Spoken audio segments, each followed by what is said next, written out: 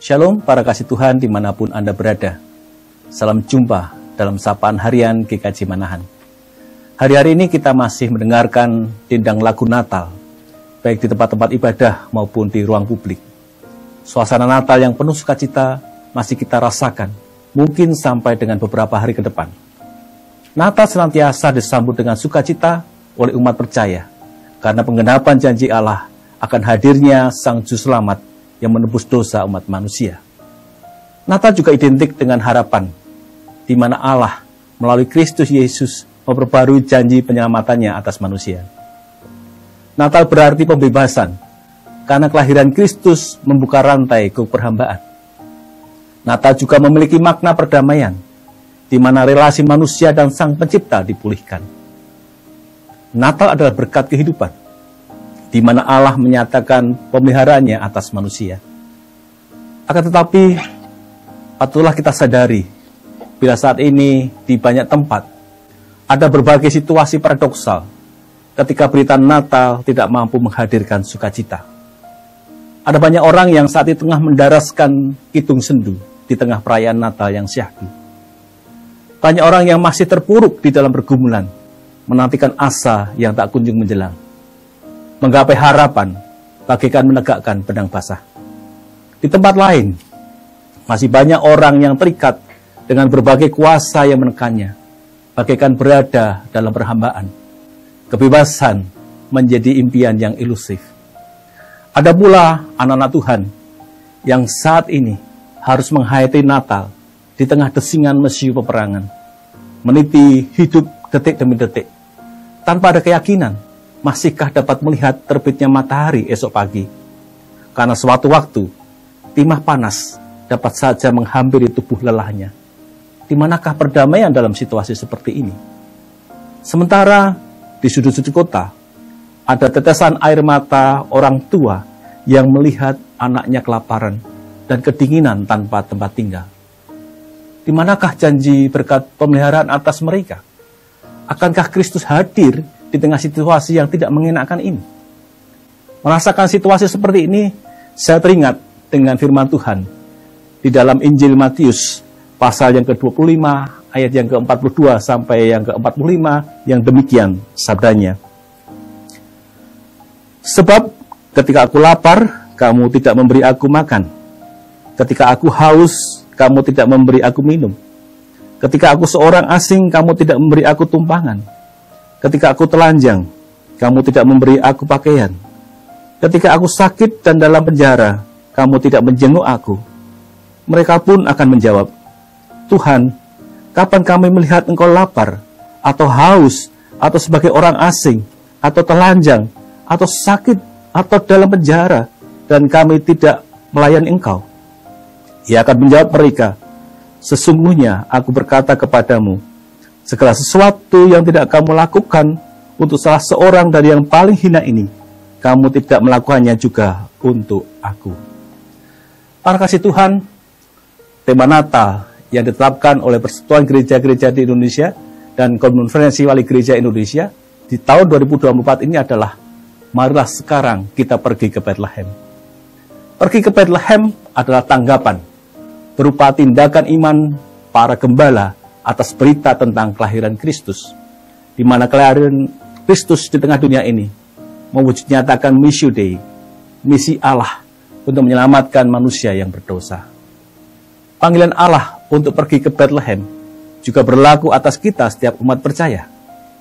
Mengacu pada bacaan Injil Matius pasal ke-25 ayat yang ke-42 sampai ke-45 tadi, maka pergi ke Bethlehem dapat dimaknai dengan tindakan sosial umat percaya untuk bertemu Tuhan Yesus, yang digambarkan sebagaimana orang yang lapar, haus, menjadi orang asing, telanjang, sakit, dan lain sebagainya, yang membutuhkan pelayanan kasih dari umat percaya. Bethlehem kita tidak jauh, hanya di sepelemparan batu, maka kita akan melihat kehadiran Tuhan melalui pribadi-pribadi yang membutuhkan pertolongan. Ada sebuah puisi tentang Natal yang sangat indah, dengan judul Senyum Kristus yang demikian. Kurayakan Natal sederhana di atas meja. Sepotong roti dari Betsaida, dan air zam-zam dari Arabia. Kupejamkan mata, bersiap menuju Bethlehem. Tiba-tiba Yesus datang mengetuk pintu. Dengan lembut dia duduk di sampingku, menyodorkan lembaran suhu para nabi terdahulu.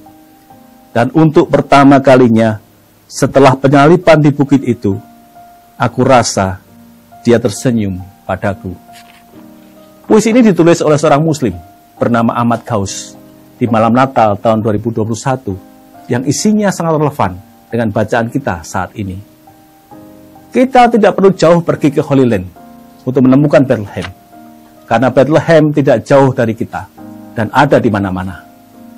Mari kita jumpai Kristus melalui tindakan iman kepada saudara kita yang membutuhkan pertolongan. Tindakan iman yang melalui gerak sosial menjadi berita Natal yang mungkin diharapkan oleh banyak orang. Karena melaluinya akan hadir asa baru di hati banyak orang, karena kasih Tuhan nyata melalui banyak tangan yang terulur. Para kasih Tuhan, setiap kita dipanggil untuk melihat kehadiran Kristus secara nyata dan berperan aktif untuk menyatakan kasih Allah kepada banyak orang. Kehadiran Kristus melalui pernyataan kasih kita membawa harapan baru bagi banyak orang. Sebagaimana firman-Nya yang tertulis pada kitab Wahyu, pasal yang ke-21, ayat yang ketiga sampai ayat yang ke-5a, yang demikian sabdanya. Lalu aku mendengar suara yang nyaring dari tahta itu berkata, lihatlah, kemah Allah ada di tengah-tengah manusia, dan ia akan tinggal bersama mereka. Mereka akan menjadi umat-Nya, dan Allah sendiri akan menyertai mereka sebagai Allah mereka. Ia akan menghapuskan segala air mata dari mata mereka, dan maut tidak akan ada lagi. Tidak akan ada lagi perkabungan, atau ratap tangis, atau duka cita, sebab segala sesuatu yang lama itu telah berlalu. Ia yang duduk di atas tahta itu berkata, lihatlah, aku menjadikan segala sesuatu baru. Melalui firman ini, manusia menerima janji Allah yang akan menghapuskan segala tetesan air mata. Allah pula yang menghadirkan sukacita, sebab segala sesuatu yang lama telah berlalu. Siapkah kita pergi ke Bethlehem untuk menerima kabar sukacita dan membagikan sukacita tersebut kepada banyak orang yang membutuhkan pelayanan kasih yang nyata? Malah kita mohon pertolongan Tuhan agar kasih dan sukacita senantiasa mengalir dalam kehidupan kita. Dan kita pun dimampukan untuk membagikan kabar sukacita itu kepada setiap orang yang membutuhkan kasih setia Tuhan. Marilah kita berdoa. Allah yang makasih, Allah yang boleh kami rayakan kehadiran-Mu di tengah-tengah kehidupan ini. Melalui sapaan firman-Mu saat ini Tuhan, kami boleh merasakan cinta kasih-Mu atas kami. Dan kiranya Tuhan Kau juga memampukan kami untuk melihat Bethlehem di sekitar kami, melihat kehadiran Kristus di dalam wujud nyata kepada orang-orang yang membutuhkan pertolongan, kepada orang-orang yang membutuhkan kasih Allah. Kiranya Engkau mampukan kami Tuhan untuk menyatakan kasih itu kepada mereka. Di dalam Kristus Yesus kami berdoa. Amin. Akhir kata, malah kita terus setia melanjutkan bersiaran kehidupan dan membagikan kasih penyelamatan Allah kepada semua orang. Tuhan Yesus memberkati.